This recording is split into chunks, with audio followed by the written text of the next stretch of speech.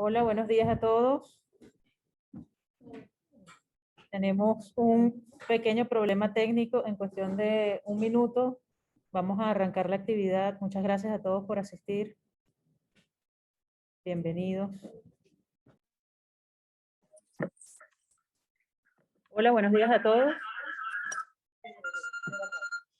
Buenos días a todos.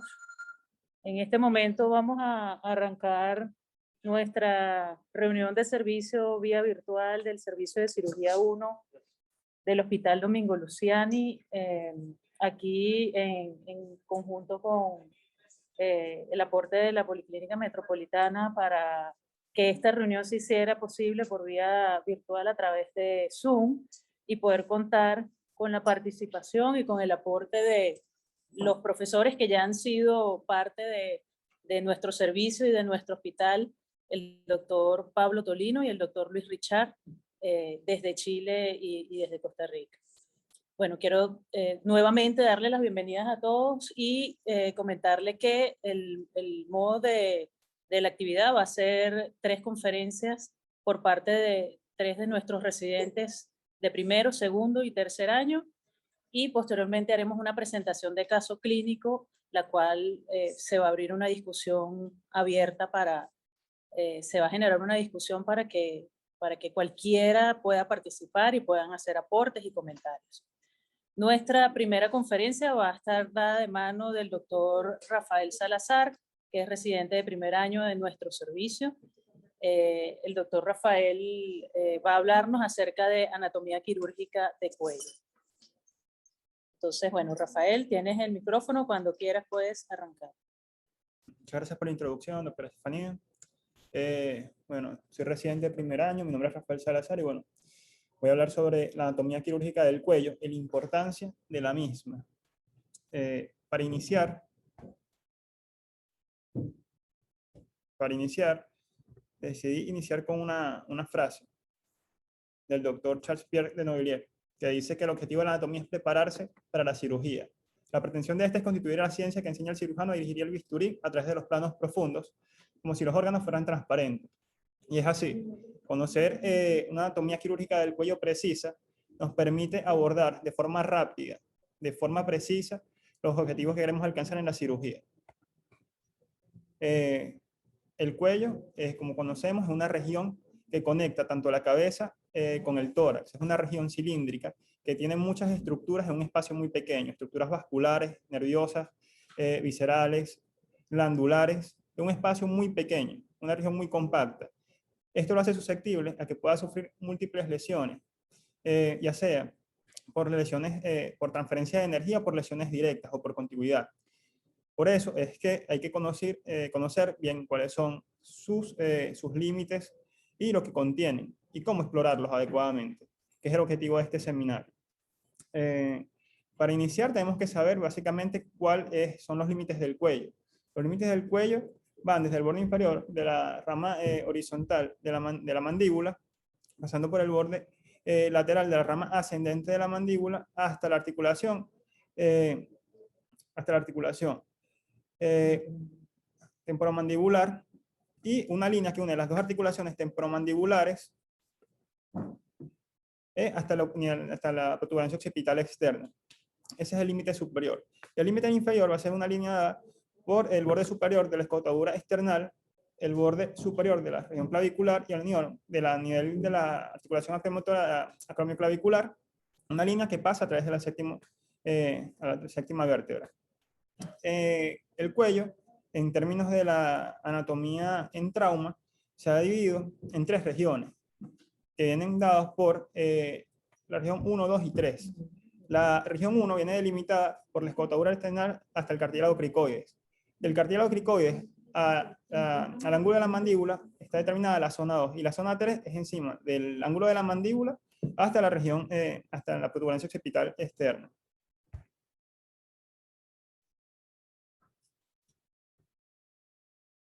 Bien, para plantear este seminario quise abordarlo de una forma en que viéramos básicamente como cuando estamos en el acto operatorio, abordar desde la piel hasta las regiones más profundas del cuello. Es por eso que es importante iniciar Ya una vez incidida la piel, lo primero que vamos a encontrar, aparte del tejido celular subcutáneo, es el platisma. Y el platisma un músculo esencial y en lo que es el trauma del cuello, ya que por mucho tiempo se ha utilizado el platisma como referencia para determinar conducta quirúrgica. De hecho, el platisma determina si el traumatismo era penetrante o no penetrante, y de acuerdo a ello se tomó una conducta quirúrgica. Básicamente, esa es la importancia del mismo. El platisma, una vez incidido el platisma, vamos a tener las fascias del cuello. Las fascias del cuello se dividen en fascia superficial del cuello y la fascia profunda. La fascia superficial va a estar formada por lo que es el tejido celular subcutáneo, la grasa, y el músculo cutáneo del cuello, o el mismo platisma. Es una capa muy delgada que es muy difícil de diseccionar en la parte quirúrgica y observarla. También está la fascia profunda del cuello, que está formada por tres capas, que son la capa de revestimiento, que nos va a permitir o que envuelve los músculos esternocleidomastoideo y trapecio, y va a envolver dos glándulas, que son la submandibular y la paratiroide. También vamos a tener la fascia pretraqueal, que va a envolver los músculos de la cara anterior de la tráquea, los músculos anteriores del cuello, y la tráquea propiamente, con la glándula tiroides también. Y la fascia prevertebral, que va a incluir los músculos prevertebrales. Es importante porque la unión de estas tres fascias va a formar lo que es la vaina carotidia. Esta vaina carotidia va a envolver o va a contener lo que son los vasos, tanto la arteria carótida común como la arteria carótida interna, la yugular interna, y un componente nervioso, que es el nervio vago.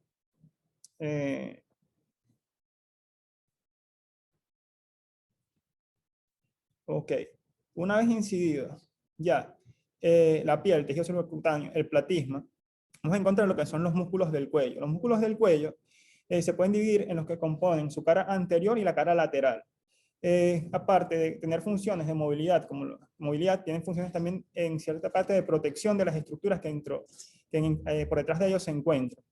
Entre los músculos que podemos mencionar tenemos lo que son de la cara anterior, el músculo esternoyoideo, y por detrás de ellos, más profundamente, se encuentran el esternotiroideo y el tiroideo. Por su parte lateral, vamos a tener dos músculos fundamentales, que son el esternocleidomastoideo y el homoioideo.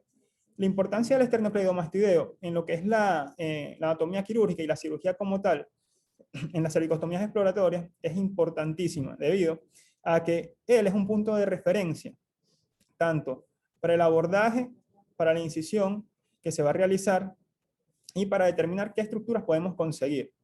La incisión más común que se realiza en el trauma cervical es una cervicotomía lateral izquierda, que abarca desde lo que es la prominencia mastoides, apófisis mastoide, hasta la escotadura external. Inmediatamente vamos a hacer la disección a través del borde anterior de lo que es el esternocleidomastoideo. Y allí vamos a ir diseccionando las estructuras. Una vez que hayamos incidido en esa fascia superficial, esa fascia profunda de revestimiento que tiene el esternocleidomastoideo, vamos a separarlo hacia lateral. Esto es lo importante del esternocleidomastoideo, que por detrás de él no solamente nos permite orientar la cirugía, sino que por detrás de él vamos a encontrar las estructuras vasculares, que es el segundo punto o la segunda estructura que vamos a encontrar cuando abordemos. El homoioideo también se encuentra profundo al esternocleidomastoideo y va a estar también superior o superficial a lo que son la vaina carótida con todos sus componentes. Por eso es que cuando queremos abordar parte de lo que es la vaina carótida en sus partes más inferiores, tenemos que hacer una sección del homoioideo para poder tener esta exposición, que es la siguiente imagen que mostraré a continuación. Permitir ver lo que son los vasos, la vena yugular interna y la arteria carótida común, con su bifurcación. Es por ello que una vez ya retraído o lateralizado el esternocleidomastoideo, vamos a ver una estructura vascular, que es importantísima, importante conducta quirúrgica, que es la vena yugular interna. La vena yugular interna se va a encontrar anatómicamente lateral a lo que es la arteria carótida común y los vasos carotídeos. Es por ello que en un plano más superficial, para poder abordar la arteria carótida, tenemos que ligar una arteria, una rama de la vena yugular interna, que es la vena facial. Al ligar la vena facial, podemos retraer la vena yugular interna y avanzamos a lo que es la arteria carótida común, que es la que observamos.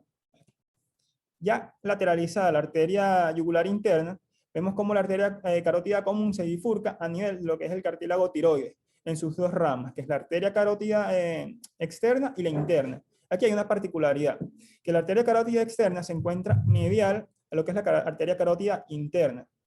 Y es muy importante porque inmediatamente a la bifurcación podemos ver que la arteria carótida externa da dos ramas, que es la primera rama que da, que es la arteria tiroidea superior y la arteria lingual. Por su otra parte, la arteria carótida interna no emite ramas a nivel cervical. Todas sus ramas son intracraneales. Motivo por el cual, una de las condiciones es que ligar la arteria carótida interna produce muchas morbilidades y generalmente no es de rutina realizarlo. Como observamos aquí, cuando hacemos la disección, ya hemos lateralizado la vena yugular interna, hemos expuesto la arteria carótida común, nada más nos permite observar dos vasos, que son la arteria lingual y la arteria tiroidea superior. Si queremos una exposición mayor, tendremos que observar o divulsionar otras estructuras, diseccionar otras estructuras, las cuales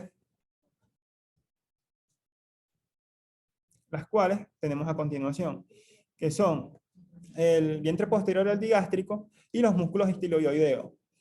Ya una vez, cuando se seccionan estos músculos, podremos explorar lo que son los vasos, la arteria carótida común a un nivel más superior, y podemos evidenciar como otros vasos como la arteria facial y los ramos más profundos de la arteria carótida interna, que de otra manera no pueden ser visualizados. Para esto, aparte de ligar o de seccionar los músculos, el vientre posterior del digástrico y los músculos estiloioideos, también se utilizan maniobras como la exéresis de la apófisis estiloide, que nos permiten mayor visualización. En cuanto al traumatismo cervical, es importante hablar en zona 1 de lo que son los vasos los vasos subclavios, ya que en un traumatismo en zona 1 podemos obtener una lesión de ellos y obviamente deben ser explorados porque son una de las principales ramas de la arteria aorta. Esto tiene una particularidad, que las subclavias se exploran de diferentes maneras, tienen un origen diferente. A nivel izquierdo se originan directamente de lo que es el callado aórtico y a nivel derecho se originan de la arteria innominada a nivel de la articulación esternoclavicular, por detrás de ella.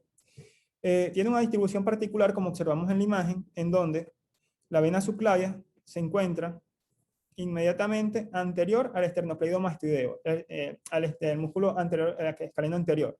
Él es una barrera que separa la vena de la arteria.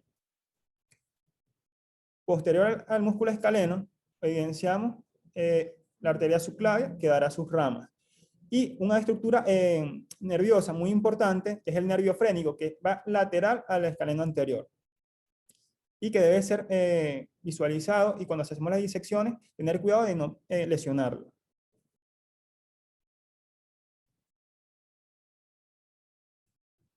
Lo que mencioné anteriormente, con el origen de la arteria subclavia, tanto izquierda como derecha, donde una es directamente del callado aórtico, y otra se origina de la arteria innominada, y dará sus diversas ramas.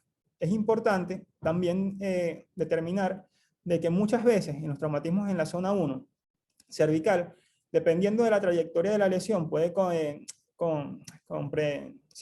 afectar lo que es el callado aórtico y sus ramas a nivel de sus orígenes.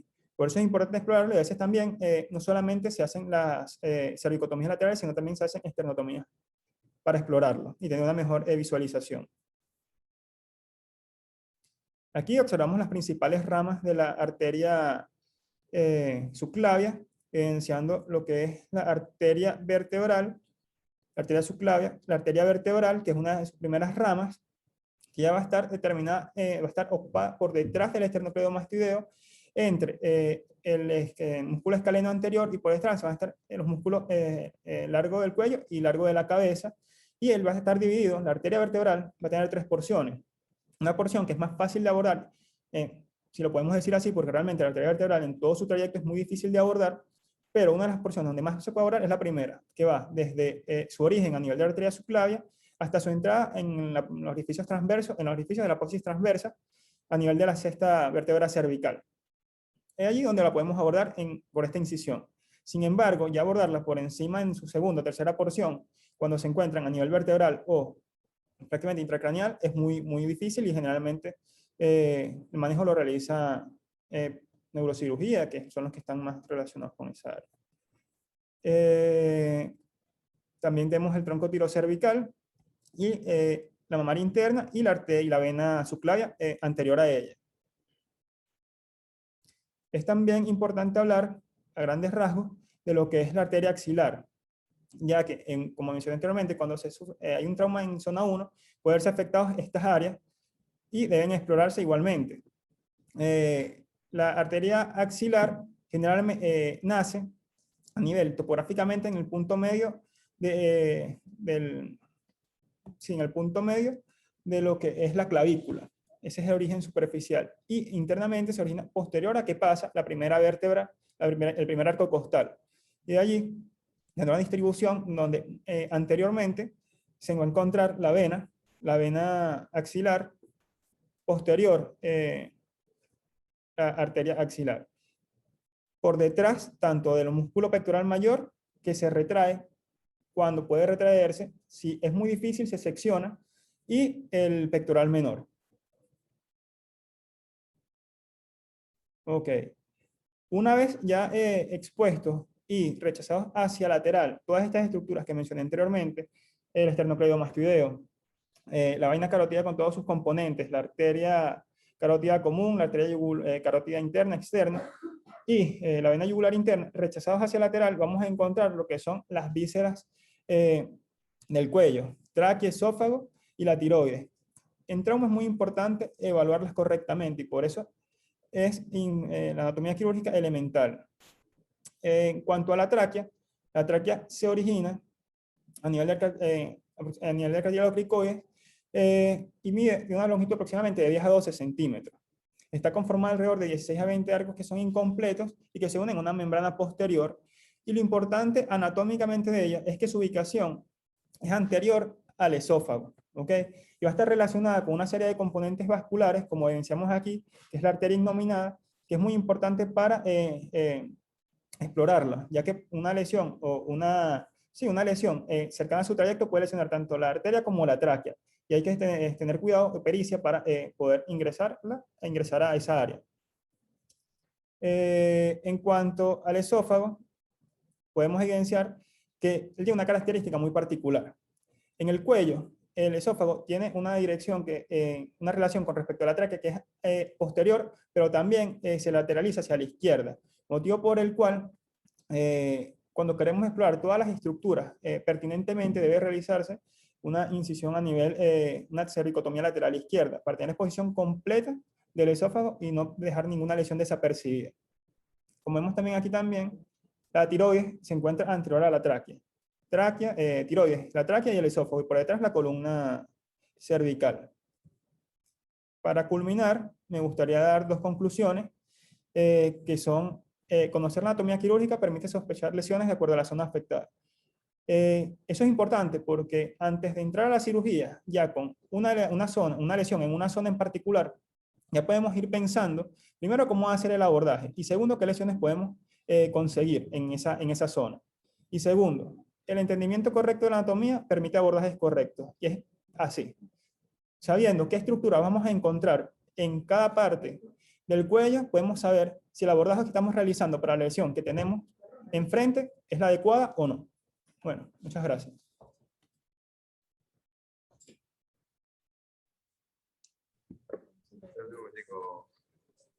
Gracias, Rafael, por esa exposición. Pido disculpas a los que no habíamos podido admitir. Fue un error de la conexión, pero ya están siendo admitidos todos los que estaban en la sala. Seguidamente vamos a hablar sobre los estudios diagnósticos en trauma cervical. Por favor, los adjuntos y los especialistas que estén conectados o quien tenga alguna pregunta las pueden dejar en el chat o siéntanse en la libertad de hacer algún comentario si lo creen pertinente. Doctor Luis, no sé si me está escuchando. Pero vamos a dar inicio ya a los estudios diagnósticos. No sé si ya terminamos de admitir a las personas. Estoy en eso. Ok. 9 personas. Perfecto. No sé si me escucha, tengo algunas cosas anotadas ahí, pero las discutimos al final, ¿de acuerdo? Buenísimo, doctor, buenísimo. Ok, fabuloso. Ante todo, muy buenos días. Es un placer acá estar con ustedes. Mi nombre es Joel Correa, residente del segundo año del posgrado de Cirugía General del Servicio de Cirugía 1.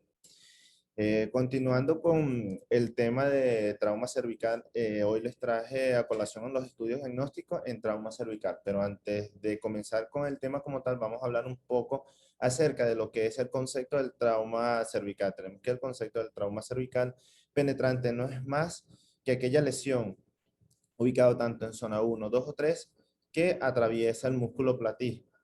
Conociendo acerca de un poco más de la historia, la historia es muy importante debido a que en muchos años que se están presentando los traumas cervicales, ha venido evolucionando la conducta en cuanto al manejo del mismo.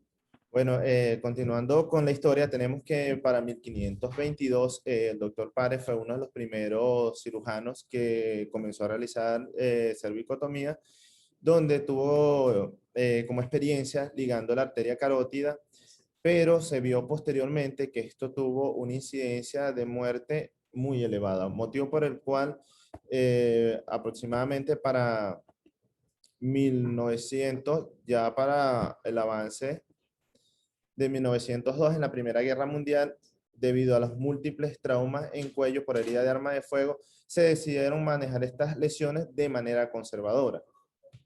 Y de igual manera tuvo un auge en cuanto al aumento de la morbilidad de estos pacientes.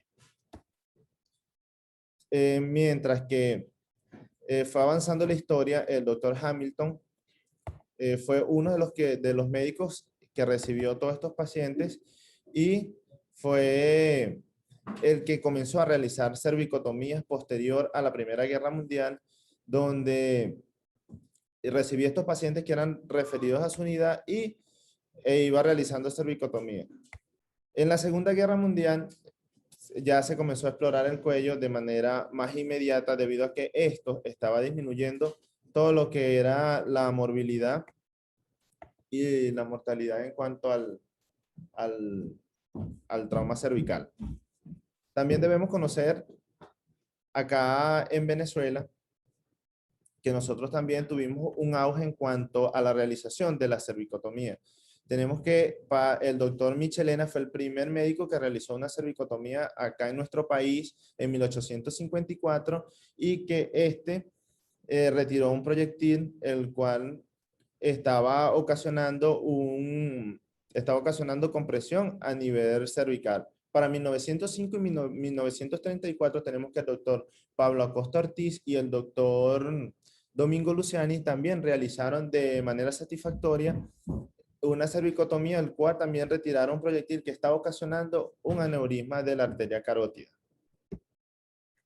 Conociendo acerca de la epidemiología, tenemos que el trauma cervical representa de un 5 a un 10% de todos los traumas, tomando en cuenta que el trauma cervical cerrado lo vamos a ubicar en un 7%, mientras que el trauma cervical abierto es el que tiene mayor porcentaje, abarcando un 93%.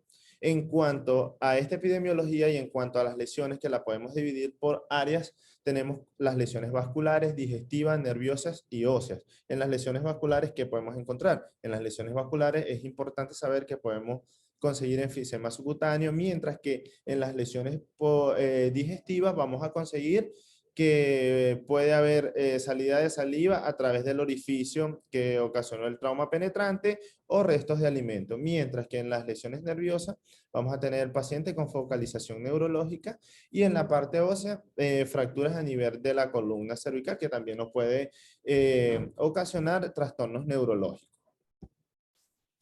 ¿Cómo nos puede llegar un paciente a la unidad de nuestra emergencia? Como lo pueden ver acá, tenemos un paciente con una herida en cuello, el cual nos acude de manera inmediata a nuestra emergencia. Espero que hayan podido apreciar el video y que puedan verificar en cuanto a la llegada de un paciente. Así es como nos llega el paciente a nuestra emergencia.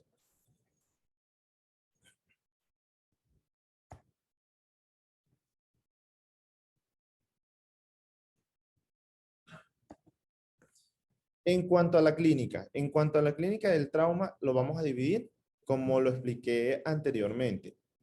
En cuanto a las lesiones, bien sea de esófago y faringe, bien sea lesiones vasculares o lesiones de laringe y tráquea. En cuanto a las lesiones de esófago y faringe, vamos a tener que el paciente va a empezar a presentar enfisema subcutáneo, va a empezar a presentar difagia, odinofagia, hematemesis. Mientras que las lesiones vasculares vamos a conseguir desde hematoma, hemorragia, ausencia de los pulsos, hasta un paciente en shock.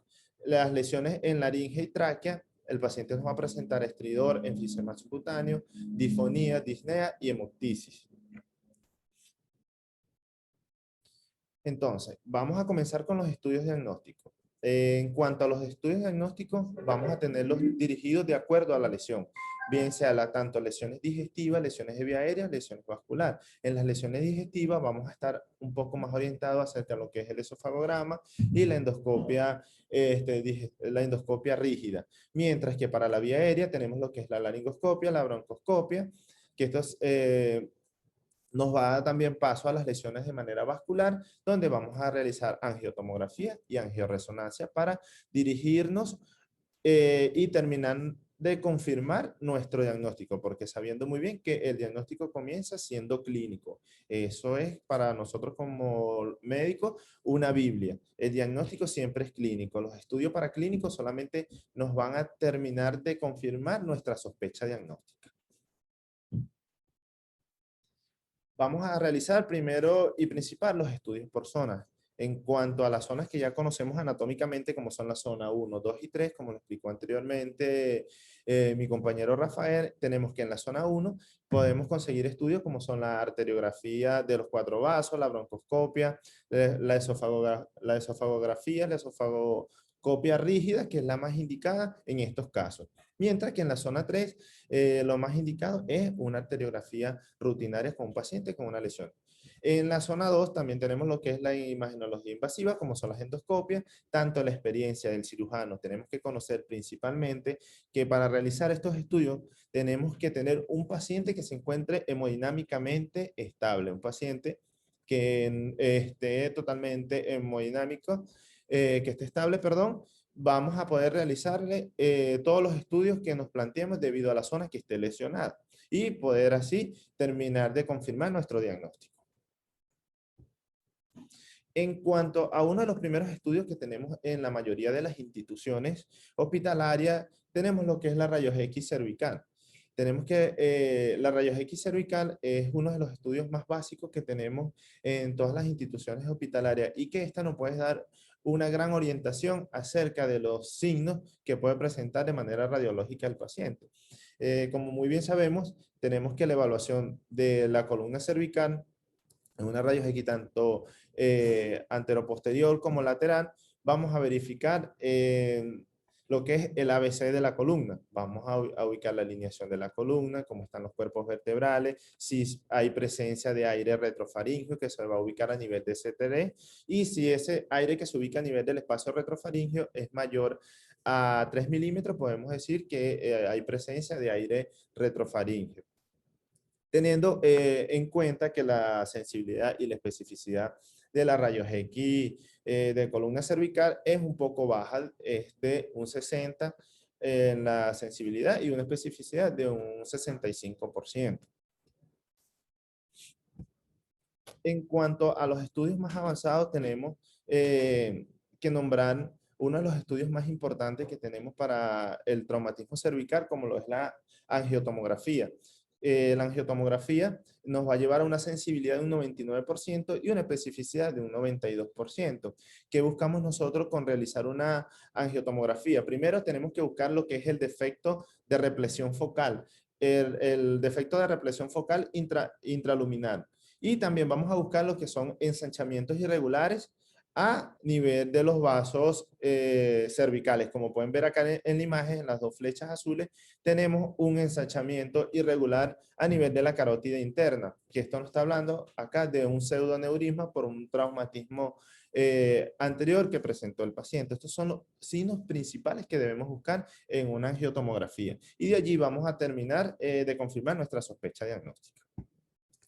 En cuanto a la fluoroscopia también es otro estudio diagnóstico que de muy buena orientación, teniendo una sensibilidad de un 68% con una especificidad de un 70%.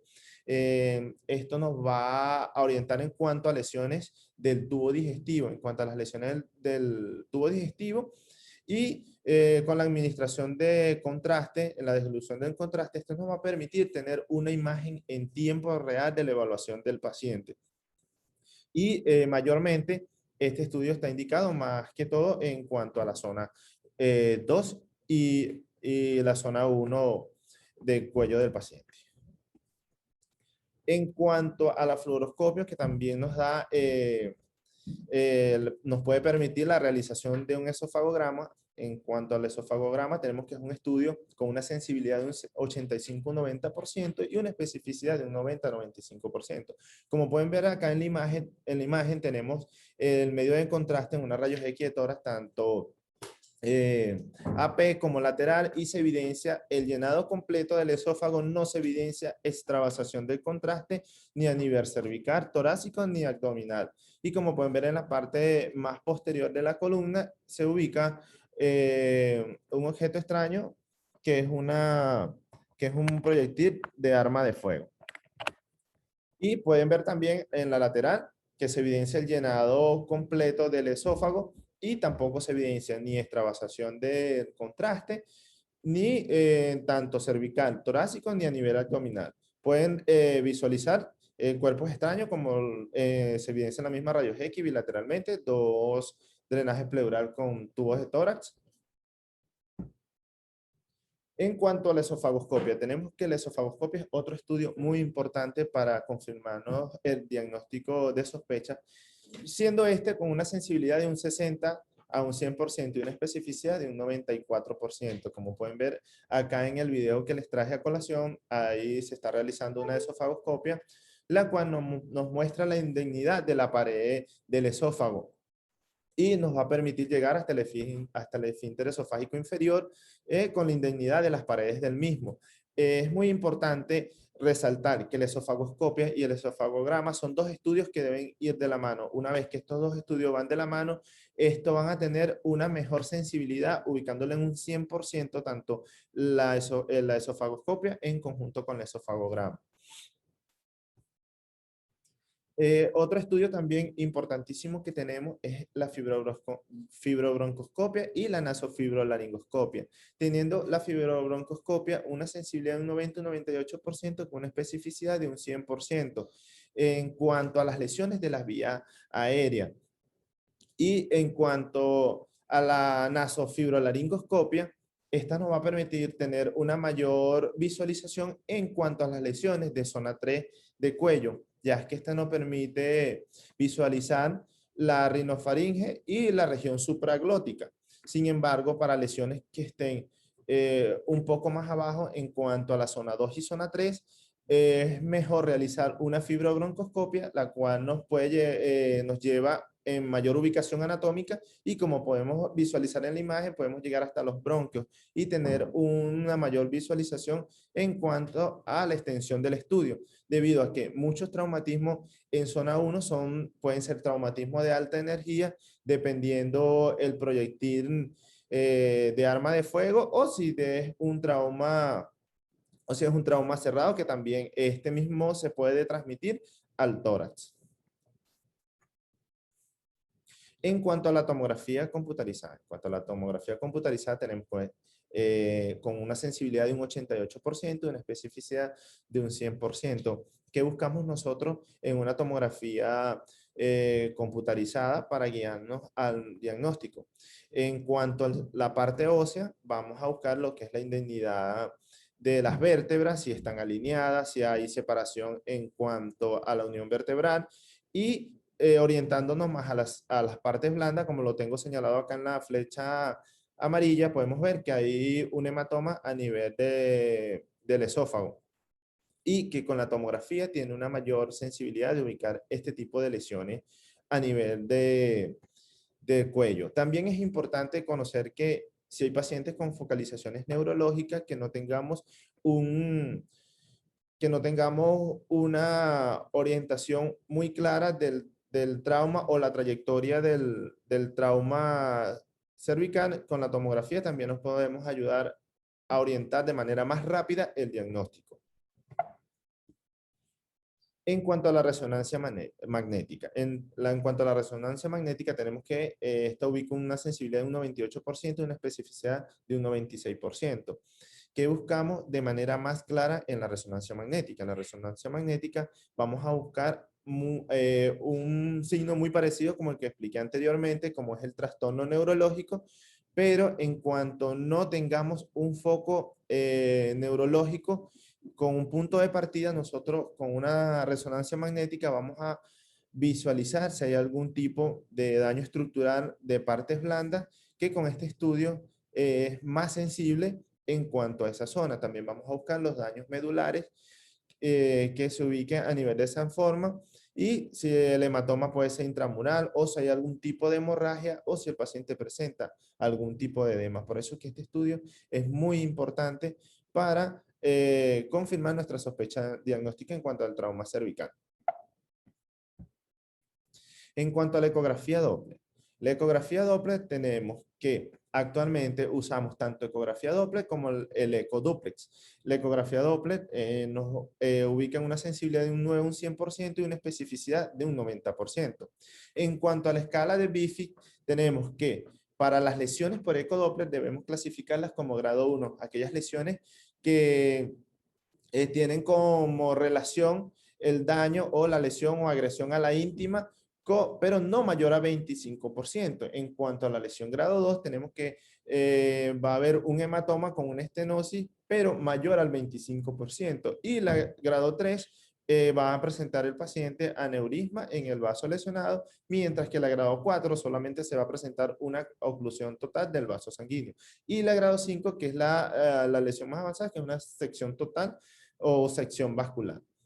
En cuanto al ecodoplex, el ecodoplex es un estudio que también se agregó en cuanto a los estudios de trauma cervical, y este no es más que una combinación tanto del eco tradicional como la ecografía Doppler. Este nos permite tanto visualizar el vaso como también medir la transmisión de las ondas del mismo.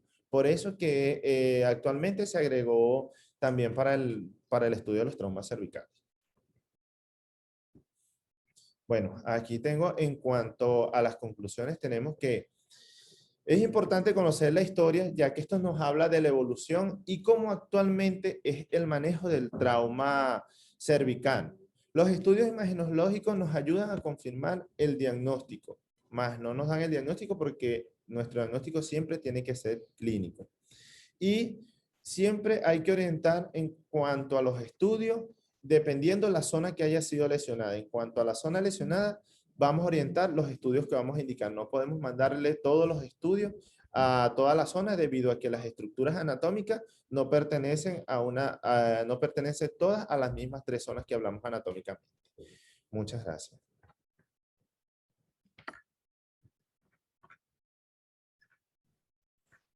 Ok, bueno, muchas gracias, Joel.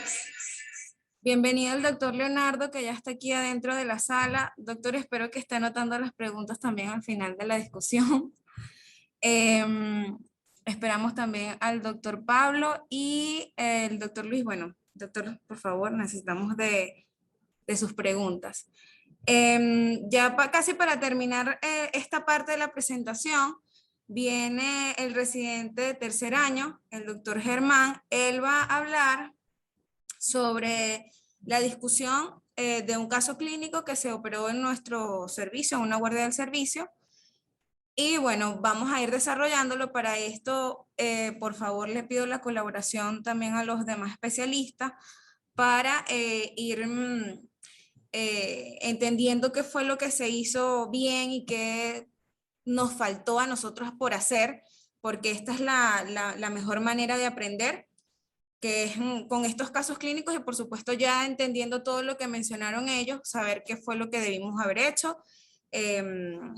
Y bueno, vamos a irlo desarrollando poco a poco. Estamos terminando de admitir a los que estaban fuera. Discúlpenos, lo que pasa es que, bueno, tenemos un problema técnico que ya estamos tratando de resolver. ¿Estamos listos? ¿Sí? Ok. Bueno, Germán Rodríguez, residente del tercer año, residente del servicio de cirugía 1, hace guardia con el servicio de cirugía 1. Este es un caso que él operó hace unas semanas. Así que bueno, vamos a irlo desarrollando a ver qué concluimos. Bueno, adelante, Germán, puedes empezar. Buenos días, muchas gracias. Para dar continuación a esta reunión de servicio, ahora vamos a llevar ya conociendo la anatomía y los estudios especiales que abarcan lo que es el trauma cervical. Vamos a hablar acerca de un caso que nos llegó una noche de una guardia al servicio, donde vamos a hablar, donde vamos a discutir este pequeño caso. Para el domingo. Ay, ¿verdad que está reunión? Se trata de un paciente masculino de 25 años de edad con las siglas de CJRT, con motivo de consulta, una herida por arma de fuego en cuello y tórax. Enfermedad actual, paciente masculino de 25 años de edad, quien ingresa a la unidad de politraumatizados 30 minutos posterior a herida por arma de fuego en región cervical derecha y tórax posterior izquierdo, motivo por el cual es traído por paramédicos donde se evalúa y se ingresa. Paciente que no presenta antecedentes médicos y quirúrgicos contributorios ni familiares, hábitos psicobiológicos tabáquicos de 3 cigarrillos día desde los 18 o H ocasional. Examen funcional no contributorio para el momento de su ingreso. Al examen físico, tenemos un paciente con una frecuencia cardíaca de 89 latidos por minuto, una frecuencia respiratoria de 15 respiraciones por minuto, una tensión arterial de 120-75 milímetros de mercurio y una saturación de oxígeno de 98%. En A, el paciente presenta disfonía, se evidencia un orificio de 0.5 centímetros en zona 1 derecha, como pueden ver en la imagen referencial, con el proyectil abotonado, con presencia de enfisema subcutáneo y traumatopnea. En B, los ríos respiratorios están presentes, disminuidos en el hemitórax izquierdo, se evidencia el orificio de 0.5 en tercer espacio intercostal posterior con línea medio escapular, como pueden ver en la imagen referencial. Hemodinámicamente estable, un IFAS positivo en ventana pulmonar izquierda, un Glasgow de 15 sobre 15 puntos, sin focalización neurológica ni déficit motores. A la exposición ya descritos tanto en A como en B. Entonces, por los momentos, ¿bajo qué diagnósticos ingresaríamos a este paciente en la unidad? Y lo vamos a ingresar, se ingresó bajo los diagnósticos de un trauma cervical penetrante por arma de fuego y un trauma torácico penetrante por arma de fuego complicado con hemoneumotórax izquierdo. Entonces, con esto, ya con este paciente que ingresa en la unidad, ¿cómo manejamos este paciente? Hay dos opciones o dos vertientes por las cuales podemos acudir. Tenemos, o lo dejamos en la unidad, tenemos un manejo conservador y realizamos estudios, o lo llevamos inmediatamente al quirófano. Aquí es donde vamos ahora a discutir o hablar qué decisión o bajo qué conducta realizamos ante este tipo de pacientes. Pero antes de eso, ¿solicitarías algún estudio complementario que nos ayude? Ya conociendo todos los estudios, como nos habló nuestro compañero Joel Correa anteriormente, tenemos la opción de solicitar algún estudio en caso de que queramos.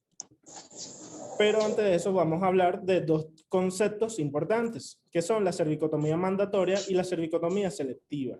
Vamos a hablar de una cervicotomía mandatoria, cuando anteriormente se hablaba de que era toda lesión en zona 2, como lo mencionó nuestro compañero Rafael, o aquel trauma que genera o penetra el musculoplatismo.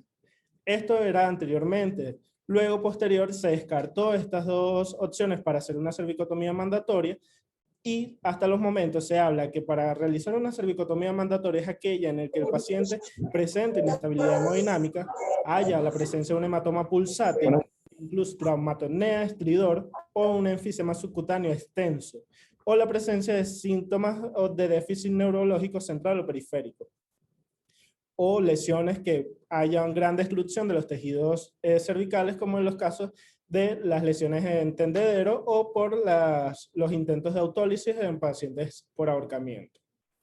Luego tenemos lo que es la cervicotomía selectiva, que esta es avanza en vista de que muchas de las cervicotomías que se realizaban no presentaban ningún tipo de hallazgos, por lo cual aumentaban la incidencia en cuanto a cervicotomías no terapéuticas. Esta cervicotomía selectiva nos habla de que realicemos los estudios dependiendo de las zonas donde esté presente el trauma, todos estos estudios ya mencionados anteriormente, y nos permite decidir o tomar una conducta de si llevamos el paciente a quirófano o es un paciente que podamos llevar de forma conservadora. Entonces, otra de las formas actuales que se están usando desde mucho tiempo viene siendo acerca de la clínica. La clínica del paciente es muy importante en este caso. Tenemos lo que son los signos de lesión aerodigestiva, los cuales contamos con signos blandos y signos duros. Estos nos van a asociar o nos van a dar un alto índice de sospecha de una lesión de la vía aerodigestiva. Nuestro paciente, en este caso, presentaba de este grupo de síntomas, presentaba lo que era traumatornea, enfisema subcutáneo y difonía. Llevando a esto nosotros ahora a decir que decidiendo nosotros llevar el paciente a quirófano. Pero antes de ir a quirófano, hablemos acerca de lo que son los abordajes. Los abordajes quirúrgicos de suma importancia, el conocimiento de la anatomía, ya mencionado por nuestro compañero Rafael, en vista que esto nos va a permitir una mejor disección y una mejor ubicación a nivel anatómica en un espacio tan cerrado como es el cuello.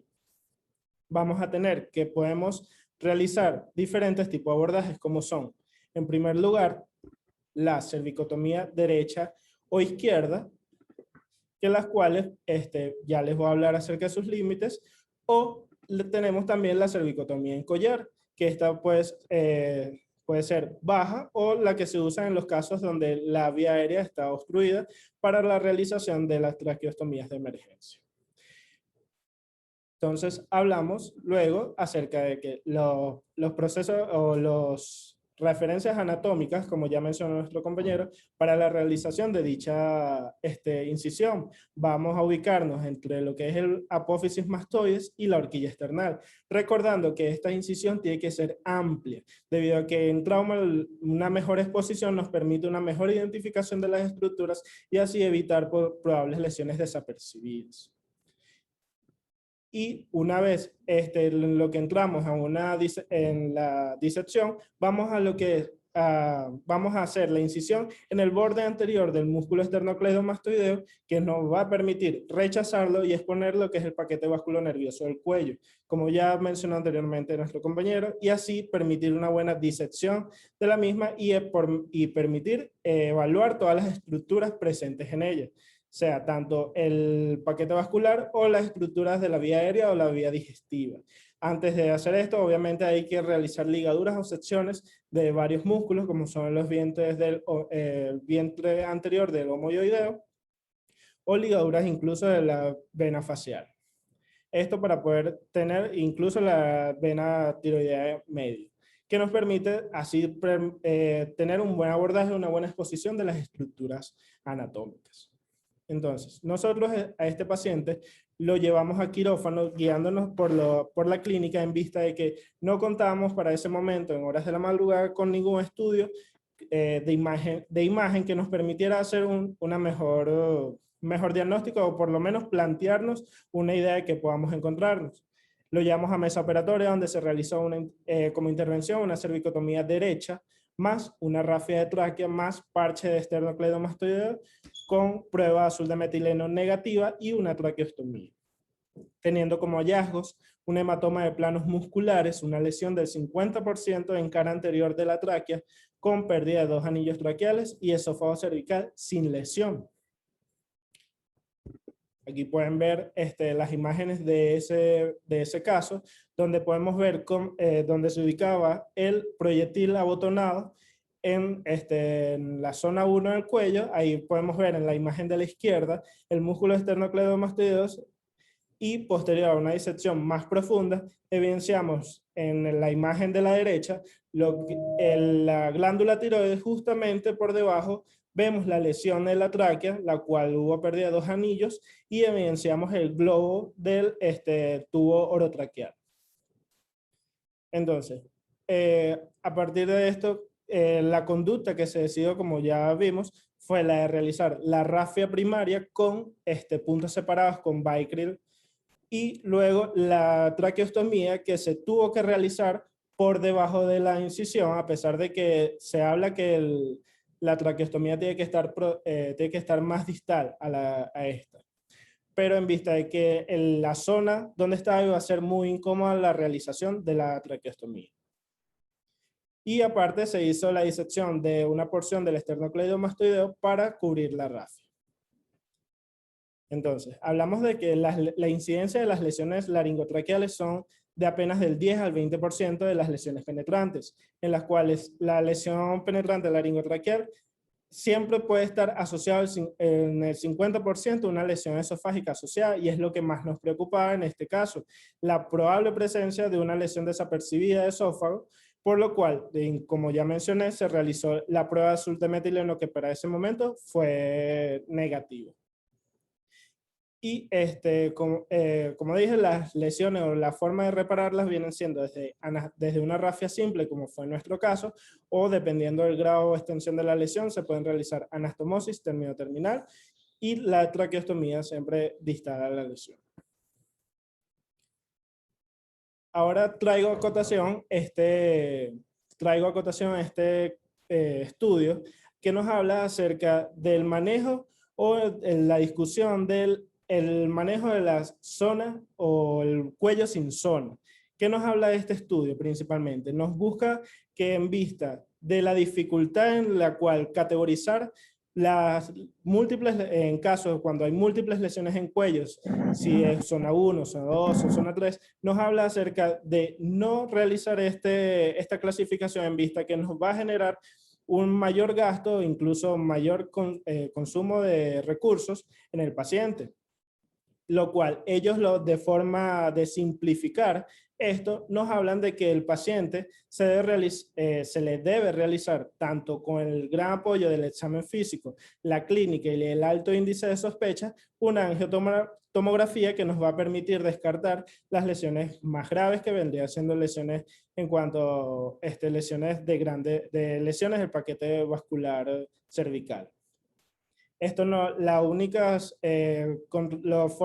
contraproducente de este manejo viene siendo en caso de pocos recursos, como son la falta de estudios de imagen, que es la contraparte de este estudio.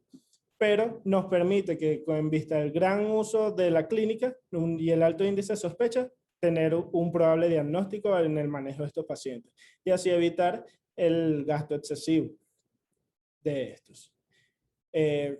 Si tienen alguna duda, hasta los momentos del caso, pueden ir preguntando en la parte de preguntas.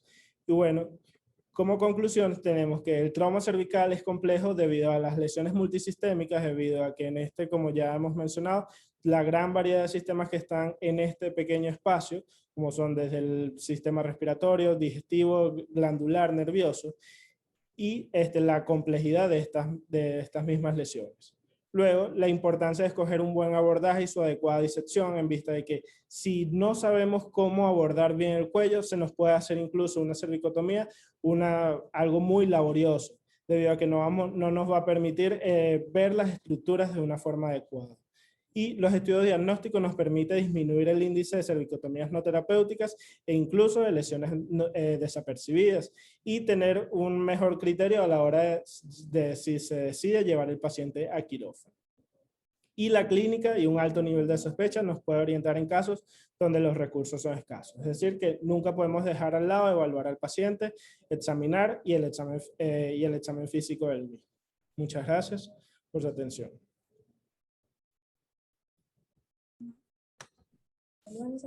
Ok, ¿me escuchan? No sé si me escuchan. ¿Sí? Aquí no. Bueno, doctor Luis, Yo tiene sí la palabra. escucho. Ok, ¿me escuchas, Lili? No se oye. Ok, bueno, yo tengo algunos comentarios. Primero, Lili, por supuesto agradecido contigo de haber organizado esto. Sé que Estefanía está full pendiente del servicio, los he visto muchísimo. Lo felicito por eso. Ahora me hace sentir súper feliz y súper orgulloso de todo lo que están haciendo por el servicio, ¿verdad? Eso es algo fabuloso. Veo ahí gente que quiero mucho, Leo, lo veo ahí, Ana, qué gusto verte. Pablito debe estar operando, Elvis está por ahí también, y bueno, los que eran residentes cuando yo estaba allá ya son adultos, se nota porque están más gorditos. Eh, pero bueno, también veo a Germán, que fue R1 cuando yo estaba por ahí y lo he visto crecer, así que también lo felicito. Me perdonas los nombres, si me puedes dar el nombre del residente de primer año. El No doctor lo vi. Rafael. Rafael hizo también la primera y la segunda presentación, ¿verdad? La segunda fue el doctor Joel, que es el residente de segundo año. Ah, ok, Rafael y Joel. Bueno, antes que todo voy a decirles que yo estoy conectado aquí con mis 32 estudiantes de la Universidad Autónoma de Centroamérica. Hoy es el fin del curso de cirugía y bueno, qué mejor hacer un final con este evento, ¿de acuerdo? Con esto. Así que ellos están aquí súper pendientes, estamos viéndolo desde un auditorio. Yo tengo algunas apreciaciones de Rafael, que fue el que dio la anatomía, ¿verdad? Muy bonitas las imágenes, Rafael, ese es el atlas del doctor Demetrio Demetriades, que es fabuloso. Tiene un solo defecto ese atlas, que no es un defecto, pues, pero es una apreciación personal, y es que son cadáveres, ¿verdad? Y la anatomía real de cuando a un paciente le pegan un balazo no es tan bonita. Es una anatomía deformada, es una anatomía llena de sangre, llena de saliva, llena de cualquier cantidad de cosas. Entonces, de repente, para futuro, ¿verdad? Cuando hablen de anatomía en trauma, fabuloso saber la anatomía normal de ese cadáver que está perfectamente explicada, todo se ve muy bonito, pero compararla de repente con un paciente con un balazo ahí, para que vean cómo se deforma la anatomía y lo difícil que puede ser operar a un paciente con un balazo, sobre todo en el cuello, ¿no? Que todo está junto. Hablaste mucho del platisma. Yo creo que el platisma no tiene mucha importancia quirúrgica hoy en día. Antes sí, porque antes consideraba que los traumas penetrantes, es más, considerabas que un trauma había penetrado si había penetración del platisma. Eso quedó en el pasado, eso hace muchísimo tiempo. Entonces, hablar del platisma en trauma, pues no resulta tan importante, ¿de acuerdo? La maniobra esa, la apófisis estiloides, bueno, el libro lo aguanta todo, ¿verdad? Y por ahí se lo escuchamos alguna vez a un cirujano de urgencias ahí. Pues yo lo he visto cuando doy clase de anatomía en el cráneo, he visto la apófisis estiloides, no sé si tú la has visto. Está bien profunda, ¿viste? Quitar la apófisis estiloides de un paciente con una lesión de carótida, ¿verdad? Porque es lo que tú quieres ver. O sea, en el bulbo carotidio es como operar un muerto. Tú la puedes hacer para hacer gimnasia quirúrgica, no sé, pero no veo factible que quites la apófisis estiloides. Veo más factible una maniobra que no mencionaste. No sé si de repente no te tocaba a ti por ser residente de primer año, pero como mencionaste la del estiloides, te lo digo, que la hemos hecho en el hospital, afortunadamente que contábamos con el servicio de maxilofacial, que es la sublujación de la mandíbula, no la fractura, sino la sublujación de la mandíbula, llamándolos a ellos. Puedes sublujar la mandíbula y darte o regalarte un par de centímetros ahí a nivel de la bifurcación, más arriba, que es como una sabana. 2 centímetros ahí es una sabana, ¿verdad? Mucho espacio para tu trabajar. ¿Qué más? Yo aquí. Ok, eso sería Rafael. De resto, me gustaron mucho las imágenes, te felicito por eso. Sí, Rafa. Con respecto a la epidemiología, bueno, estuvo fabulosa, sin embargo, tuviste un gran error que no fue mencionar los trabajos de tu hospital, ¿sí? Cuando uno habla de epidemiología, tiene que mencionar la epidemiología mundial, la venezolana fue fabuloso, pero el Hospital Domingo Luciani, el hospital donde tú estás haciendo el posgrado, tiene trabajos de traumatismo cervical, y no uno, tiene varios, que se han sido presentados en el Congreso Panamericano de Trauma y se han ganado premios. Algunos son del servicio de cirugía 1, es decir, tu servicio, Otros son del servicio de cirugía 3. Entonces, si tú tienes trabajo de tu hospital, de traumatismo cervical, de colgajos, de un montón de cosas, pues búscalo, ¿sí? Si no, le dices a Lili que me escriba, yo se los mando porque si tú tienes trabajos de tu casa, tú tienes que presentar. ¿Ok? Hay que sentirse orgulloso de eso. Yo había notado aquí algo de la clínica porque saltaron de la anatomía a los estudios, me pareció un poco raro, pero después Germán habló de la clínica, muy bien lo enfatizó Joel, que la clínica es sumamente importante, ¿verdad? Ese es el diagnóstico de nosotros, más cuando no tenemos una gran cantidad de estudios. Fíjate que en la discusión del caso fue un paciente que no se tenía estudios, lo que se tenía era clínica. Entonces, ese mensaje de la clínica es importante, y hablar de los signos duros y blandos de lesión de vía aerodigestiva en cuello era importante, ¿sí? Le pregunto yo a Joel, que fue el que dio esta parte, con respecto al esofagograma, ¿ok? Que esto es como, siempre lo preguntan, es como un cliché, pero yo también lo pregunto para ver si él ha leído algo, ha revisado algo. Joel, si has revisado algo de con qué contraste es mejor hacer el esofagograma. Doctor, en cuanto al estudio de los contrastes, he leído, doctor, que en cuanto al contraste hidrosoluble, cuando no se obtiene un diagnóstico de manera clara con estos estudios realizados, bien sea el esofagograma, también podemos pasarlo a contraste varitado, que esto nos llevaría también a hacer o terminar de confirmar el estudio con contraste varitado. Fue algo que leí acerca en cuanto a los contrastes. Realmente es así. En el hospital no sé en este momento, pero antes teníamos nada más contraste hidrosoluble, muy poco varitado. Los radiólogos no les gustaba usar el varitado porque ellos alegaban que generaba complicaciones, y el bario obviamente cuando cae en una superficie que no sea endoluminal va a generar complicaciones. Sin embargo, el varitado pasa muy rápido. Ese es el problema del varitado. Por eso es que si tienes duda, haces el hidrosoluble, pasa muy rápido por el esófago. Por eso es que después pones varitado, porque pasa más lento, se adhiere más a las paredes del esófago, y puedes ver lesiones como que no se vieron con el varitado. En la guardia hacíamos algo que es que lo poníamos como más espeso y utilizábamos compota, ¿sí? Hacía que el paciente se tragara el contraste, y aumentábamos un poco, no hay un estudio sobre eso, pero son gajes del oficio. Lo otro que te iba a decir es que las complicaciones con respecto al esofagograma, pensando un poquito más en lesiones de esófago distales, torácico, por ejemplo, dicen que se complica más el varitado, y realmente no es del todo cierto, porque el hidrosoluble también puede causar una complicación que es la neumonitis química por broncoaspiración. Entonces, los dos se complican, pero sí es importante saber que son complementos, dependiendo de cuál tenga uno o tenga el otro, ¿de acuerdo? Así que, bueno, esa era mi pregunta con respecto a eso. Tengo otro comentario con respecto a los estudios, no lo mencionaste, pero el libro del doctor Rodríguez, ¿verdad? Que lo vi muy poco citado aquí. Yo sé que el último libro de la Panamericana de Trauma tiene a muchas personas que están aquí conectadas. Fíjate qué interesante, ¿verdad?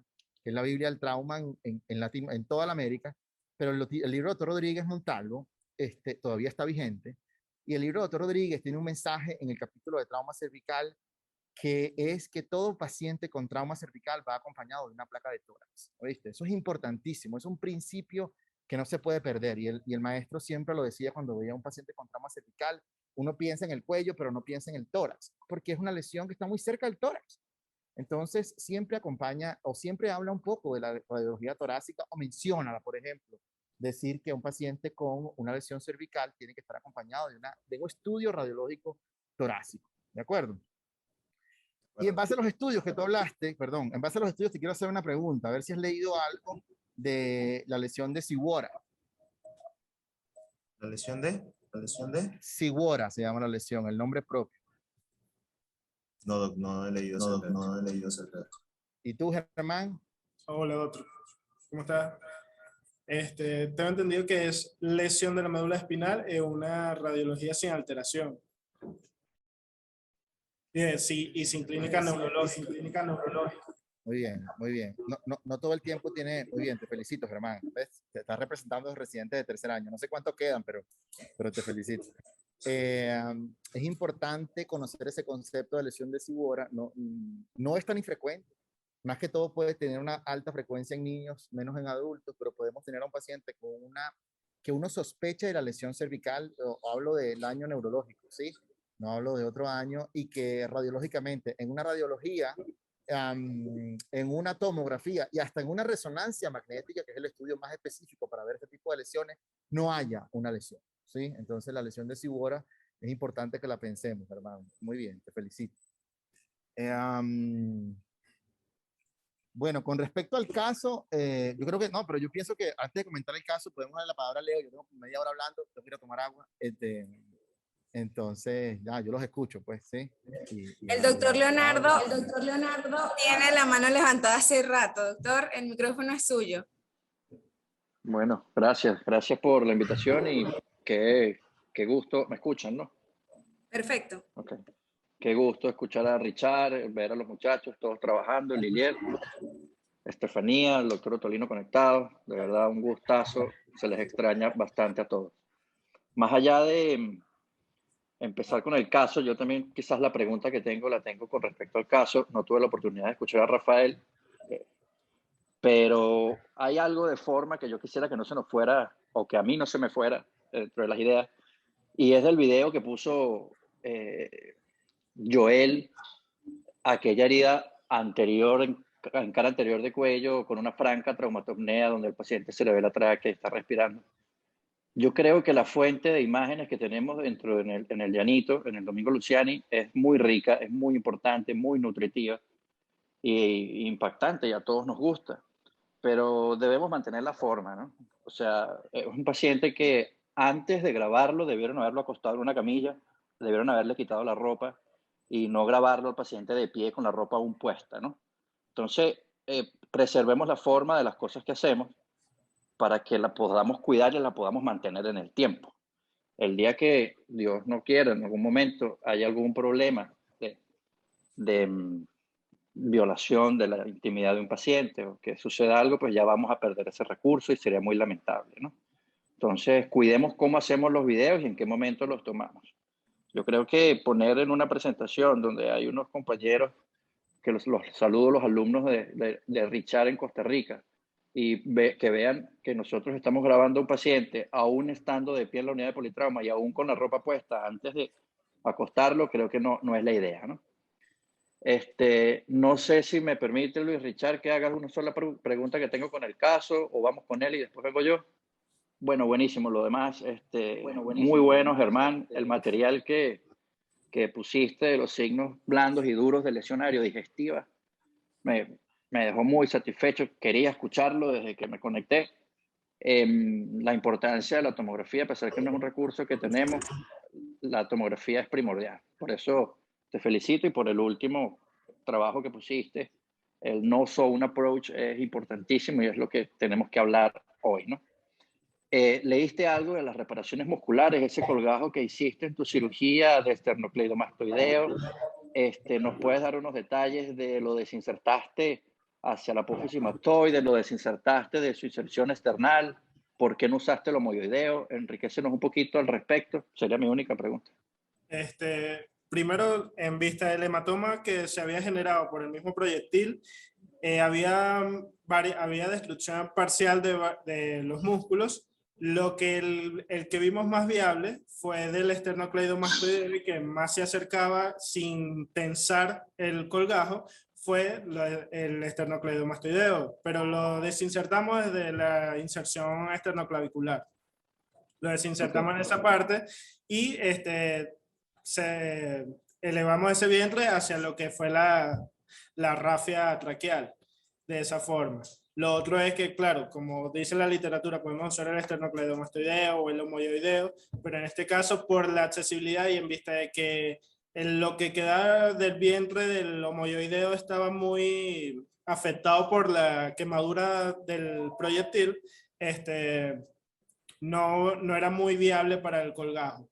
Preferimos usar el esternocleidomastoideo por eso. Bueno, muy bien. Muchas gracias. Era eso, por supuesto no era una crítica a la conducta, era para obtener de ti esa información que es muy útil para todos, que tenemos esas dos opciones. Podemos desinsertar proximal, podemos desinsertar distal, dependiendo de la altura en la vía aérea que tenemos la lesión, ¿no?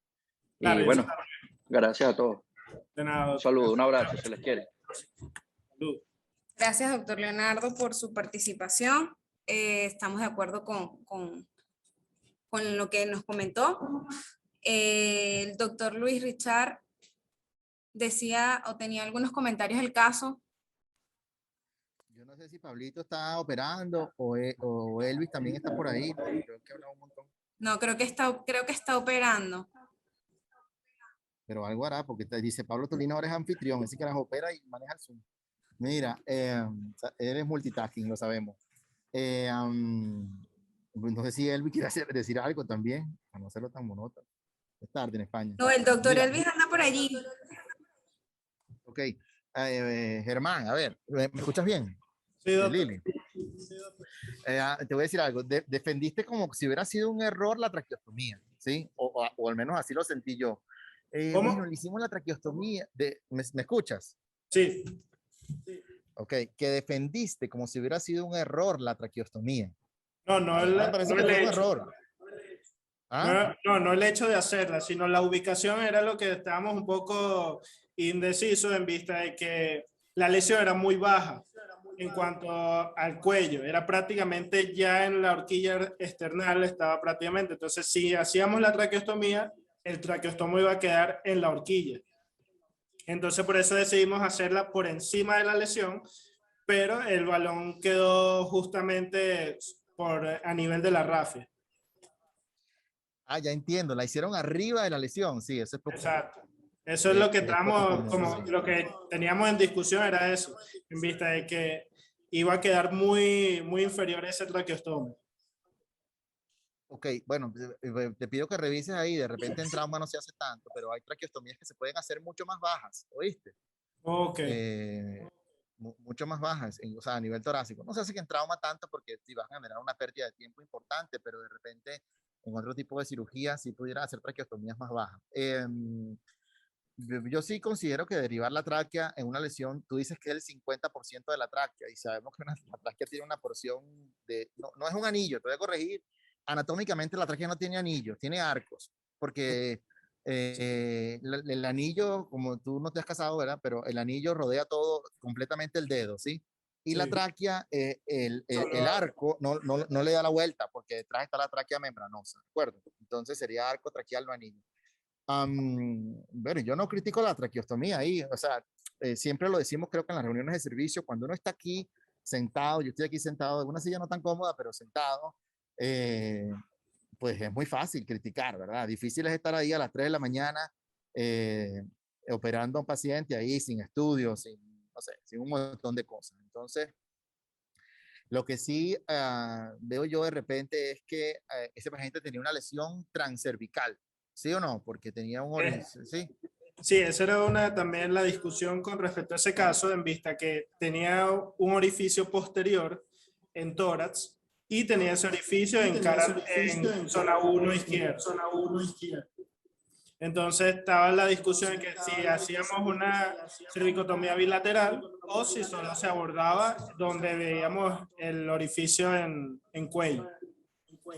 Ok, y te pregunto yo, en la parte izquierda del cuello no había ningún signo ni blando ni duro de lesión de ninguna cosa. No, doctora, el enfisema era en relación al orificio en cara izquierda y la traumatornea evidente. Bueno, voy a dar dos mensajes. Uno lo aprendí de Pablo y uno lo aprendí de Luis Vivas. Que las cosas hayan salido bien no quiere decir que las hiciste bien. No, claro. Salió bien, el paciente está bien, ¿verdad? ¿El paciente está bien? Sí, paciente, la única complicación fue el COVID, pero salió bien. COVID, bueno, qué coño. Pero yo creo que el mensaje es, tú lo operaste porque no tenías estudio, ¿verdad? Bueno, él tenía signos evidentes de cirugía, ¿verdad? Pero vivimos una situación en el hospital que cuando no tenemos estudio y tenemos signos no tan evidentes, tenemos que operar a los pacientes, ¿sí? Siempre, ¿verdad? Mejor una laparotomía en blanco que un paciente muerto con una lesión que no pudimos ver porque no tenemos estudio. No es que fue arriesgado no abrir el otro cuello, yo creo que más bien tuvo suerte de no tener ningún tipo de lesión en el cuello izquierdo, pues abriste el derecho. Pero bueno, ahí yo les premio que, o mejor dicho, les hago como un hándicap, le hago como un reforzamiento de ser muy cuidadoso en los síntomas postoperatorios de ese paciente. No, Si sí. algo hubiera cambiado en ese paciente, ¿verdad? De repente, la prueba azul de metileno, ¿cómo la hiciste? Porque me hubiera gustado ver el video de cómo hiciste la prueba azul de metileno. ¿Cómo la hiciste? Bueno, se disecó el esófago desde la misma incisión izquierda, se buscó lateralizar la tráquea hacia la izquierda que nos permitiera ver la cara derecha del esófago. Fue dificultoso, pero se pudo visualizar. Se procedió a colocar una hilarilla al esófago y pasamos una sonda nasogástrica. Hasta palpando directamente el esófago, la ubicamos por encima de la lesión traqueal, por encima de donde está ubicada la lesión, y se hizo la instilación del azul de metileno. Y no se evidenció salida del mismo. Sé que por ahí estamos, la discusión por decir intraoperatoria era eso, si extendíamos por lo menos la incisión, hacíamos un palo de hockey a nivel cervical o hacer por completo la cervicotomía contralateral. Pero por decisión se decidió hacerlo desde esa misma incisión. Pero sí era una opción que teníamos planteado, la extensión de la misma. ¿Tú te sentiste seguro? O sea, ¿tú tuviste seguridad? ¿Dormiste tranquilo cuando hiciste la prueba de azul de metileno? No te rías. Cuando hiciste la prueba de azul de metileno y te resultó negativa. No del todo. Entonces, si les soy honesto, estaba bien pendiente en el postoperatorio del paciente. Ok, te voy a dar un mensaje de cirujano Nobel, porque yo todavía soy un cirujano Nobel. Ya vi el comentario del jefe de servicio. Rezar es importante, ¿verdad, doctor? Yo siempre rezaba, todavía rezo. Mira, hay un mensaje claro no para el cuello, para toda cirugía. Si usted no se siente seguro y está con el paciente dormido, pues ábralo, ¿ok? Porque dormir tranquilo, Germán, tú todavía tienes el cabello negro, te va a hacer conservar ese cabello negro, ¿de acuerdo? Si usted no se siente seguro y tiene el paciente en mesa operatoria, pues ábrale el cuello. Bueno, que tiene otra incisión, sí, está bien. Pero si no te sentiste completamente seguro, pues quizás a veces resulta mejor explorar un poquito más, ¿verdad? Explorar un poquito más porque, bueno, uno no lo sabe. Y una lesión de esófago desapercibida es mortal. Ese paciente hubiera tenido una lesión de esófago y estuviera enterrado en el cementerio de ley, ¿sí? Entonces, hubiera ese resultado complicado. ¿Qué hora fue esa cirugía? ¿Qué hora fue esa cirugía? Fue aproximadamente, no era medianoche, pero ya eran las 8 o 9 de la noche. Bueno, 8 o 9 de la noche es súper temprano. Y bueno, Lili, que estaba en mi guardia, ¿verdad? Nosotros llamábamos a gastro, de alguna manera podías tú tener alguna relación profesional y, ¿cómo decirlo yo? O sea, de ayuda con el gastroenterología, y hubiera sido útil hacer una endoscopia digestiva a ese paciente ahí, ¿me entiendes? Sí, sí. No, yo digo, ¿pero qué? Siempre se puede meter un tubo ahí y el gastroenterólogo viene y te ayuda, y ahí yo dormiría un poquito más tranquilo, ¿entiendes? Claro. O sea, yo creo que la tranquilidad del cirujano, sobre todo en la urgencia, porque no es una cirugía electiva, es un balazo, ¿entiendes? O sea, tú no le diste el balazo, tú no tienes la culpa de que le dan un balazo. Dormir tranquilo, pana, no tiene precio, ¿ok? Entonces, mira, puede ser que el enfisema subcutáneo sea, sí, completamente de la tráquea, pero puede que no, ¿sí? Y último comentario ahí para que los demás comenten también, dos últimos comentarios. Ha subido de peso, se nota que eres R3. Sí, hay que cuidarse, Germán, hay que cuidarse. Cuando eso pasa de R1, no estás haciendo bien el trabajo, pero de R3 sí pasa, no pasa nada. Se me olvidó lo que te iba a decir. Lo otro que te iba a decir era que, coño, se me olvidó. Bueno, ahorita me acuerdo. Era con respecto al trauma. Ya sé. Ya me acordé. Que las lesiones asociadas en trauma cervical son la norma más que la excepción. Y en un balazo, lesión de tráquea es casi igual a lesión de esófago. Casi tienes que pensar. Lo que pasa es que analizar, sí, es 50-40%, o sea, es altísima. 50% de probabilidad de equivocarte dándote la combinación de metileno. Lo único que yo de repente no es que te dio una lesión en la cara anterior y todo eso, pero sí piensa en lesiones asociadas cuando hablamos de trauma cervical, porque todo está junto. Ahí está la carótida, la yugular, la tráquea, todo está ahí juntito, ¿verdad? Y eso como que complica un poco más la cosa, ¿de acuerdo? Pero de resto, bueno, fabuloso, sí. El otro dicho que te iba a decir era, en cirugía los éxitos no se discuten, ¿ok? Porque de repente puede uno haber sido lo más apropiado no abrir el otro cuello, ¿verdad? Sí, ¿no? Pero el paciente está en su casa, ¿verdad? Sí. Bueno. Más nada, fabuloso. Muchas gracias, doctor. Muchas gracias, doctor. No sé si alguien más tenga otra pregunta, algún otro comentario que hacer. Muchísimas gracias, doctor Luis, porque este caso se pidió que se discutiera por el jefe máximo, el doctor Núñez, porque usted con lo que empezó diciendo que las cosas hayan salido bien no significa que hayan estado bien. Entonces, este paciente, por supuesto, sabemos que los recursos o las limitaciones en el hospital son grandes y este paciente, aunque tenía signos francos de que ameritaba una cirugía, pues tampoco tenía una exclusión de algún estudio de que no tuviese una lesión asociada. Y en un trauma de alta energía, trauma por arma de fuego, pues no teníamos forma de excluir una lesión esofágica que por onda expansiva o por el trayecto, que es errático y que no podemos estar suponiendo de que sí había o no había lesión. Ya estando en quirófano, pues yo creo que una de las medidas, sin ánimos es muy fácil venir aquí a jugar lo que se hizo o lo que no, no explorar el lado contralateral, hacer una cervicotomía lateral izquierda y, como usted dice, irnos a dormir todos tranquilos.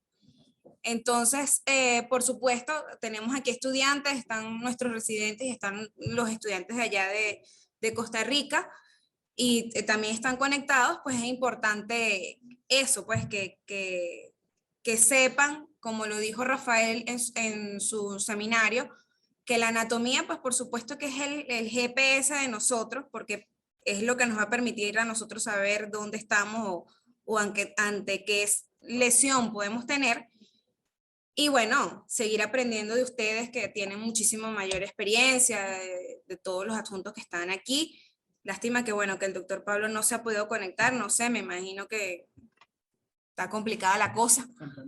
Pero bueno, está usted aquí, que es lo importante, está el jefe de servicio y que nos quede de aprendizaje a nosotros y a todos los residentes que hay que ser bastante cuidadoso al tomar las decisiones. Si el doctor Leonardo tiene otro ¿Puedo tomar la palabra? ¿Quién quiere hablar? ¿Quién tiene algún otro comentario? El doctor Núñez, jefe, por favor, el micrófono es suyo, hable. Lili, ¿me escuchas? Claro, doctor, perfecto.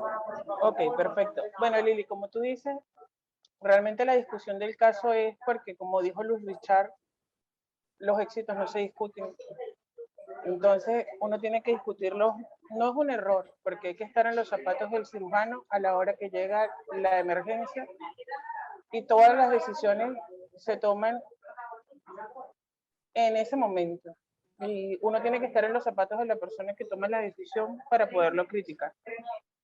De todas maneras, no es una crítica, siempre es algo constructivo, porque de los errores tenemos que aprender. Afortunadamente todo salió bien. Pero como tú bien dijiste, el hecho de que haya salido bien no quiere decir que las cosas estén bien hechas. Lo importante es para nosotros los cirujanos conocer la anatomía, porque con el ingreso del paciente a la unidad de politraumatizado, tú puedes por lo menos tener una idea de qué lesiones vas a buscar o de qué lesiones puede tener el paciente. ¿Okay? Muchas veces te orientas al momento de hacer la exploración, lo primero que vas a buscar es lo que piensas que puede estar lesionado. Y eso sirve para cualquier ámbito. Cuello, tórax, abdomen, pelvis. ¿Okay? Miembros inferiores. ¿Okay? Eso es lo importante. El conocimiento de la anatomía nos orienta mucho en el momento del abordaje. los estudios radiológicos no se excluyen, uno es mejor que el otro. Todos se complementan y todo tiene una función, tratar de llevar al paciente a la resolución quirúrgica, si es quirúrgico, de la mejor manera posible. Si las condiciones del centro hospitalario donde trabajas te lo permiten hacer. Si no, utiliza las herramientas que tienes y con eso tomas la decisión. ¿Okay? Y al momento del abordaje, definitivamente la decisión es de la persona que recibe el paciente y en el momento decide cuál es el mejor abordaje para él. Y lo importante es que se haga la exploración correcta de todos los órganos para evitar lesiones desapercibidas. Bueno, Lili, muchas gracias. Gracias, doctor, por estar con nosotros. Sabemos que está ocupado, pero siempre presente. El doctor Luis levantó la mano. Sí, perdón. Qué bueno escuchar al doctor Núñez ahí. Mira, tengo otro mensaje importante de cirujanos nobles y no tan nobles. Fue a las 8 de la noche, o sea, demasiado temprano. Hubieran llamado a alguien. ¿Verdad, Lili? O sea, cuando nosotros se nos entrambucaba un paciente ahí, que la decisión estaba complicada y que pensábamos en la reunión de servicio, ¿verdad? Mi Lili, vamos a llamar aquí, vamos a llamar al doctor Núñez. Doctor, tengo este paciente, así tú sepas lo que vas a hacer. Ya Lili y yo sabíamos lo que íbamos a hacer la mayoría de la vez. Así tú sepas lo que va a hacer, tú llamas. El doctor no es tan viejo, pero tiene muchísima experiencia, mucho más que yo y mucho más que mucho. Doctor, mire, tengo este paciente así, asado y voy a hacer esto y esto y esto. ¿Qué le parece? Me parece fabuloso. Usted está blindado con, bueno, no sé, ¿cómo se llama? Con vibranio, blindado. Llame, o sea, eso no lo va a hacer menos cirujano, todo lo contrario, lo hace más cirujano. ¿De acuerdo? Entonces, a los cirujanos jóvenes que están en el hospital y los no tan jóvenes, yo todavía llamaría, llame al jefe de servicio. Yo llamaba, cuando se fue Pablo a Chile, bueno, y la cosa lo llamábamos también y él sabía que era código rojo. Tenía que atender porque a veces se nos complicaba la cosa y pues no las podemos saber todas. Sí, doctor, tiene razón. Yo todavía llamo y seguiré llamando. ¿Cómo? No escuché. Que yo llamo y seguiré llamando. Así mismo, nos hace más cirujanos, no menos cirujanos. A la hora que sea. Pero es verdad esa reflexión y esto es lo importante de estas reuniones, saber, bueno, que llenarnos de experiencia que genera esta discusión. No sé si alguien tenga otro comentario. El doctor Elvis no quiso hablar. No veo más preguntas en el chat. Por ahí está Juan Fonseca, pero están tímidos hoy. Si no hay otro comentario que hacer, yo creo que el doctor Pablo está todavía ocupado. Yo les agradezco realmente que se hayan conectado porque mientras más pasa el tiempo, más cuenta me doy de que enseñar toma tiempo, toma mucho tiempo y ustedes están aquí para aportar y ayudarnos a nosotros. Ahí está el doctor Elvis. Doctor Elvis, ¿cómo estás? Bien, ¿y tú, Lili? Todo bien, ¿Me escuchas? qué bueno verlo. Perfecto, doctor. El Qué micrófono bueno. es suyo para que salude a los residentes. Mira, para saludarlos y felicitarlos, sí. Lamentablemente no pude escuchar bien las conferencias porque me salí y no me aceptaste. Pero estoy súper orgulloso de ti, Lili, de Estefanía y de todo el grupo de residentes que sigan con estas actividades, ¿verdad que sí? Muy, muy orgulloso porque sé lo difícil que se hace día a día allá en nuestro país, en Venezuela como tal, ¿vale? Sí escuché la del residente que se llama el primer año, Rafael, ¿no? Escuché su conferencia, las imágenes estaban excelentes, ya Richard dijo todo lo que tenía que decirle. Yo simplemente agregar sobre eso, lo único que pude ver es que la anatomía neurológica hay que hacer un poco más de existencia a la hora de hablar de ella. Simplemente nombró una que otra vez el vago por allí, el frénico y ya está allí. Y es importante saber los puntos que hay que cuidar a la hora de realizar una cervicotomía por trauma o por una cirugía programada, electiva, a la hora de evitar lesiones neurológicas. Es importantísimo. Recordar el nervio laringo recurrente, el por qué recurre y no recurre, del lado izquierdo o del lado derecho, etcétera, etcétera. ¿Ves? Simplemente eso agregarle, porque fue la única conferencia. El caso clínico no me dio chance de escucharlo. La verdad que pido disculpas. Lo que sí, escuchando después al doctor Richard, la traqueostomía, no sé si yo, al menos a las 3 de la mañana, estando allí con ustedes, sabiendo que me iba a quedar el globo en el medio de esa rafia, ¿no? Fue que hicieron. Yo no sé si si le hubiese dejado la traqueotomía, la verdad, porque ese balón inflado allí a nivel de una rafia, pues puede generar un poco de isquemia y perjudicar un poco la rafia que han hecho, ¿eh? Si no se pudo hacer distal, pues quizás lo hubiese pensado mejor y tal. Bueno, fue bien, los felicito, pero quizás era el único punto que, y me imagino que ustedes lo pensaron igual a las 3 de la mañana cuando lo operaron, de si dejarle o no la traqueotomía, ¿eh? Es el único punto que quizás yo, estando allí en sus pantalones, quizás me lo hubiese ahorrado, sabiendo que el globo estaba ahí, ¿no? en contacto, como lo comentó el residente, con la rafia. ¿Qué otra cosa? Bueno, eso es todo. Felicitarlos a todos, Lili. Y espero estar ahorita porque estoy de vacaciones y me pude conectar, pero mi día a día se me hace difícil porque ahorita son las 3 de la tarde, acá a las 4 casi. Y normalmente a esta hora, cuando estoy trabajando, estoy sumamente ocupado. Por eso que no me conecto. No es porque no quiera, porque la verdad que ganas me sobran. Vale. Bueno, espero que la próxima actividad, el próximo viernes, como estaré de vacaciones, también me conectaré, intentaré. Lo haré desde la playa, pero estaré allí. Vale. Bueno. Claro que sí, doctor. Muchísimas gracias. Saludos a Richard, saludos a Pablo, a Gandica y a todos los residentes que ves, primera vez que los veo, ni los conocía. Sí, ya ha pasado algo de tiempo, doctor. Y al jefe de servicio que no lo he visto. Le voy a pasar una amonestación, ¿no? No, ahí está el jefe. El jefe está ahí conectado. Ya le voy a pasar una amonestación.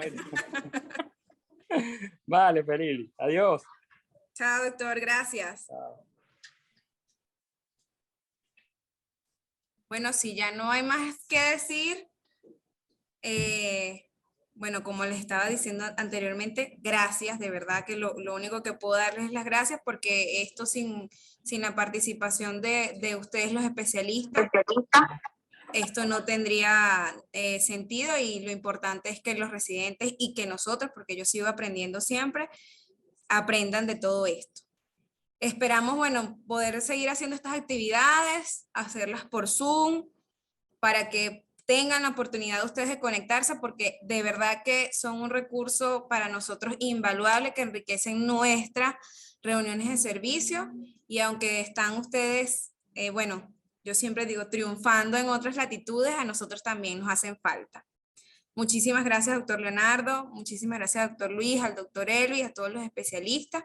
Y por supuesto al doctor Pablo, que aunque no está por allí, pues él siempre es el creador de todas estas cosas.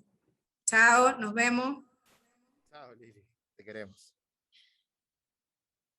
Uy.